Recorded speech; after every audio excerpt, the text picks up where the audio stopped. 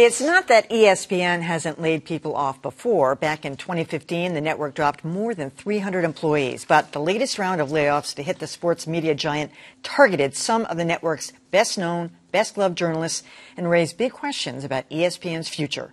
Adam Riley has more.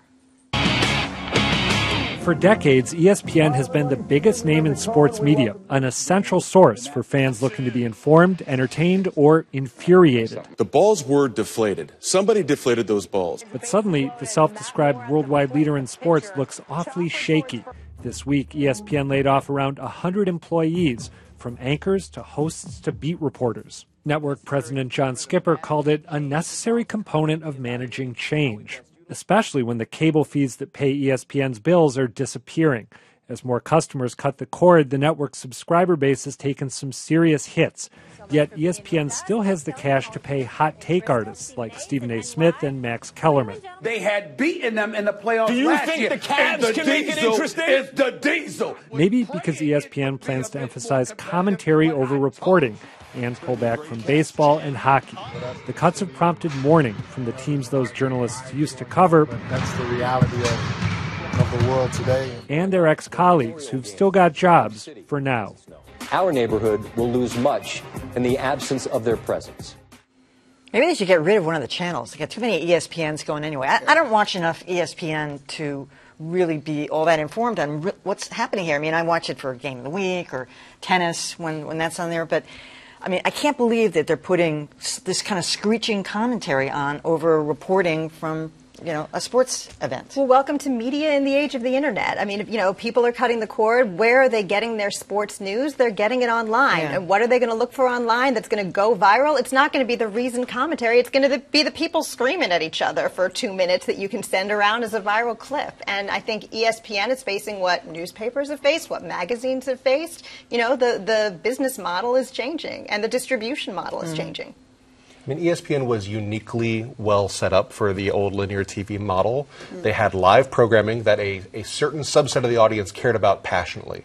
Now, it was only a subset. I mean, the numbers that have dropped in terms of cable subscribers over the last 3 years from 99 million to 88 million. Wow. That's a loss of about a little less than $1 billion a year in subscriber revenue. But it's not as if 99 million people were ever watching ESPN every day. It was always a small subset, as the case with all of the cable networks. So you had this bundle where ESPN was essential enough that it had to be on the basic tier of every cable subscription, and that meant that people who had never watched ESPN were paying $7 a month every month for it. So as people have realized that they have other options, they have cut back.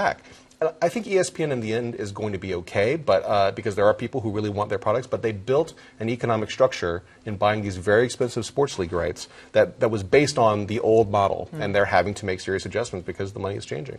Well, to Josh's point, I hate to see people lose their jobs, but this has been one of the great scams of the modern television age, and it's coming to an end. Every month we pay $10 to Netflix, and every month we say, are we really getting enough value out of Netflix to keep it going? Meanwhile, we're paying more than $9 a month to ESPN, and we don't want it. We never, ever watch it.